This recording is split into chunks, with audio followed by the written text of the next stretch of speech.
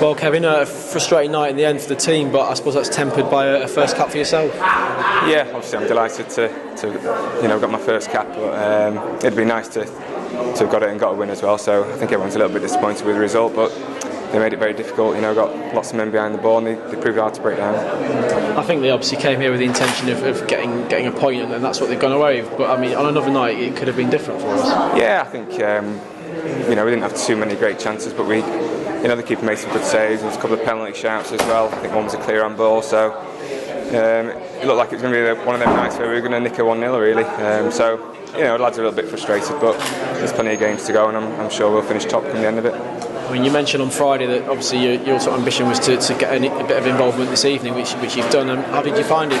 20 minutes or so out there. Yeah, it's difficult. I mean, I've not had much experience of coming on as a sub, over the last few years, and I thought I did okay.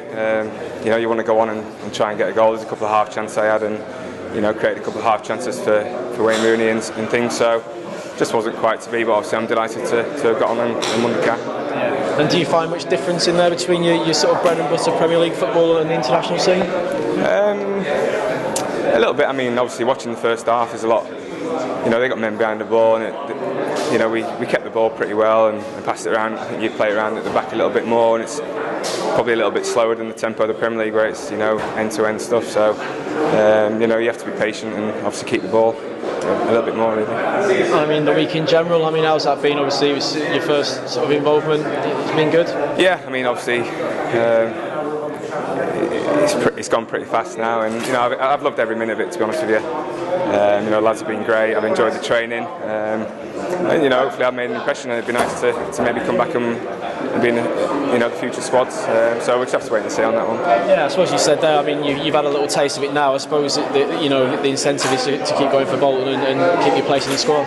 Yeah, for me, it's always been about Bolton really, and putting the performances in for Bolton, and that won't change.